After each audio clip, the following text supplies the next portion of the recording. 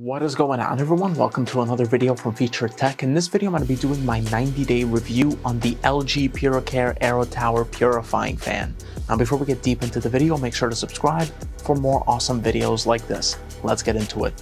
I'm going to begin by talking about the controls. Now, there are three ways you can control this fan. You can control it with the controls on top of the fan itself, then you have the remote, and finally you have the application itself. Now, I would say the most common way that I used this fan to control it was through the remote. And the reason why I didn't use the app that much is because it was always just taking a long time to load up the fan. So let's just say if we go back to the main menu right here, and then I just want to press on the fan to control it, it just takes a while. By the time it loads up, it brings up the remote settings that you can control and press on it, and then it takes, into full effect for the fan to go into that mode. It just takes way longer than it should be, and therefore it's just easier to use the remote. Now, as far as the controls on top of the fan, unless I was just walking into my room and I wanted to just quickly control it, I used the controls on top of the fan. But otherwise, I really didn't utilize the controls on top of the fan that much, not as much at least as the remote. I would say I used the remote about 80%, the app about 15% of the time, and then the controls on top of the fan about 5% of the time. The next thing I want to talk about is turbo mode, which you can activate either on the remote or the LG app. Now, notice the fan speed is currently level 3. Once I activate turbo mode, as you can see, the fan is going to get louder and more powerful, as you can hear.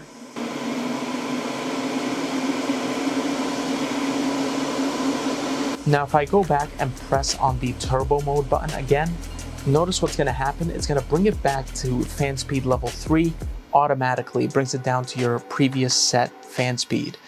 Now, the cool thing about that is that it prevents the motors from overheating. In fact, if you don't turn it down yourself, after about 20 to 30 minutes, I noticed that the fan automatically knocks itself out of turbo mode and puts it back in the previous fan speed that you have it set on. Now, I really did like this. The only thing I would have liked and I would suggest is that they give you some kind of warning, whether it's on the app or even on the screen. There's nothing telling you that you have like 5 minutes remaining of turbo mode before the fan goes back to, level 3 or level 5 fan speed. That's the one thing I would like to improve on. But it's understandable that with turbo mode, it's overheating the motor, so it naturally has to go back to a lower speed so the motor doesn't, overheat. Then there's the LG app, which, while I didn't really have any issues with it, I do have a few suggestions that I just wish they can apply to it. So when you go under the fan's main menu, you get this circle right here telling you overall air quality is good, which I feel is very basic. It's not giving you a ton of information here. It's like, okay, good can mean a bunch of different things. Everybody has a different definition of what good is. Why don't you give me more information?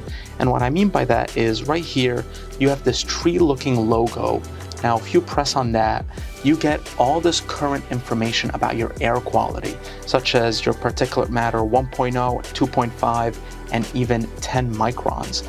But what if all that information would have been included already right here on this main menu, as well as remaining filter percentage life?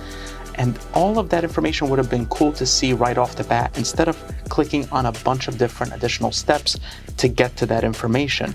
And instead, when I press on this tree, I can get access to historical data instead of me pressing on that tree and then pressing on here, which once you press it, you get different data as far as your day, week, month, and yearly statistics on your air quality, which is neat.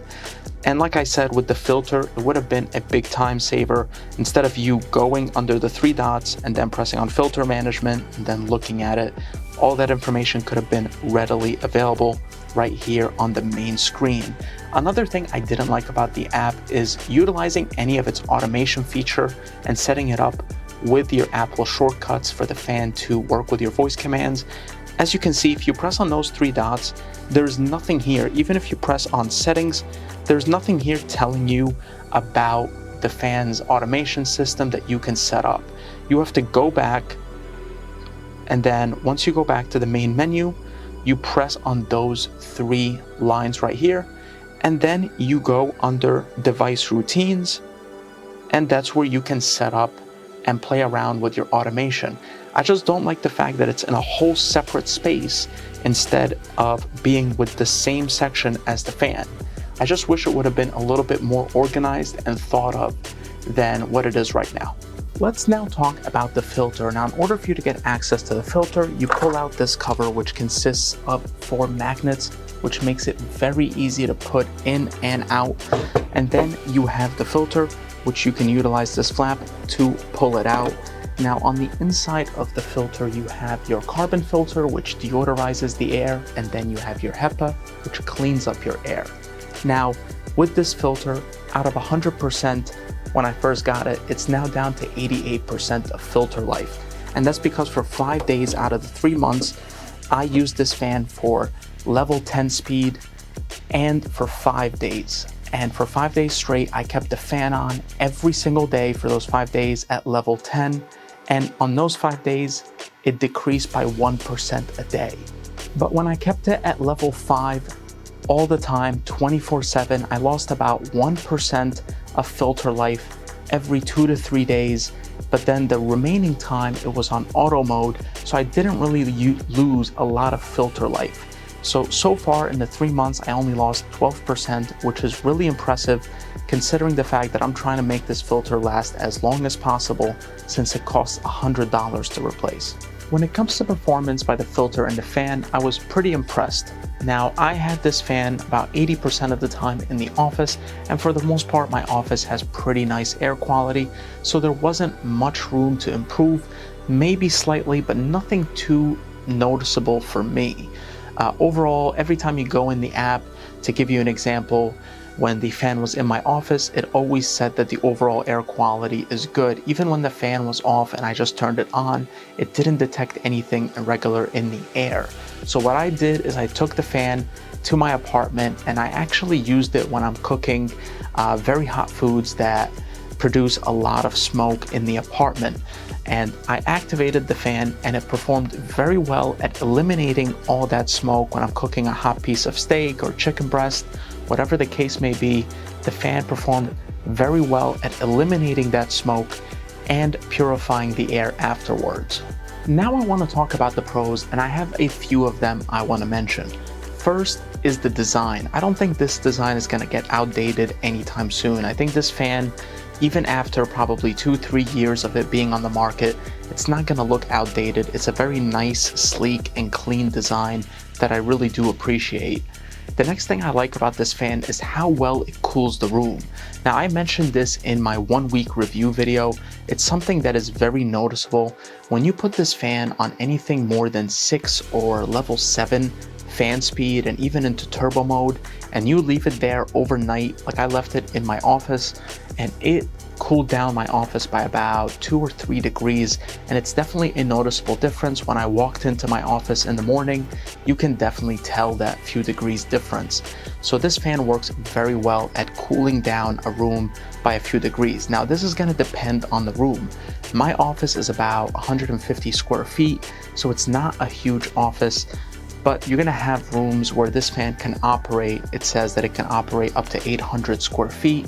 So it's going to differ with the room size, but with my room, it was able to cool it down by a few degrees, which was very nice. The other thing I really like about this fan is how quiet it is at max levels, such as level 10 speed and turbo mode.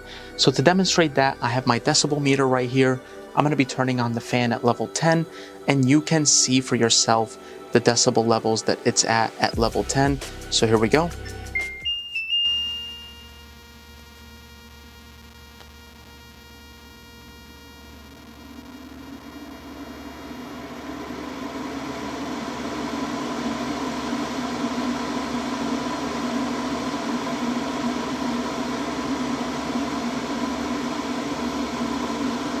And this is at turbo mode.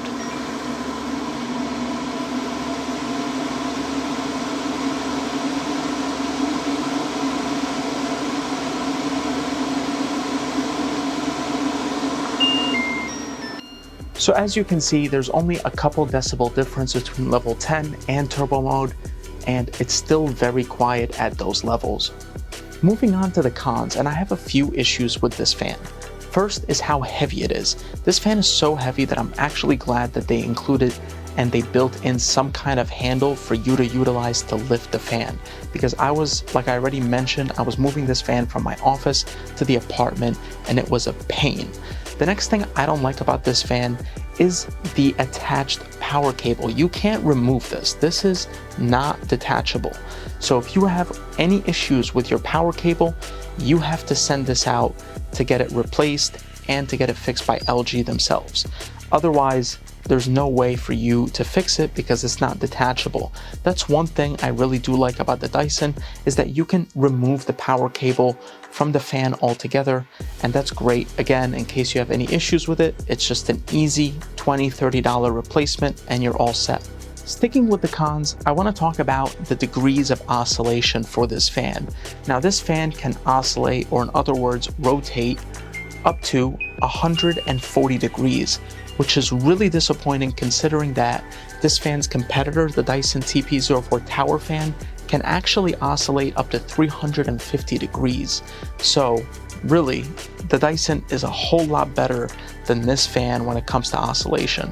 And then the next thing is that I'm really not a fan of is the screen and how dim it is. It is not bright. It just feels like there's a thin layer of glaze on top of it. And if I'm sitting on the other side, even in my small office, which is only 150 square feet, if I'm sitting in the other side of that office, I cannot clearly see that screen from a distance. And that is very disappointing. This was LG's chance to actually improve on this screen and to do better than Dyson. And at this point, I would say that Dyson is a whole lot better than the LG when it comes to the screen on the fan. I want to go back to the oscillation issue really quick because you can never really tell when this fan is facing the center. There's really no way to tell except for the small line right here at the bottom, which is so hard to see if you're sitting in a big room or even an office as small as mine at 150 square feet. It's really difficult to tell where the fan is facing the center or a 90-degree angle or another side of the room. You can't really tell.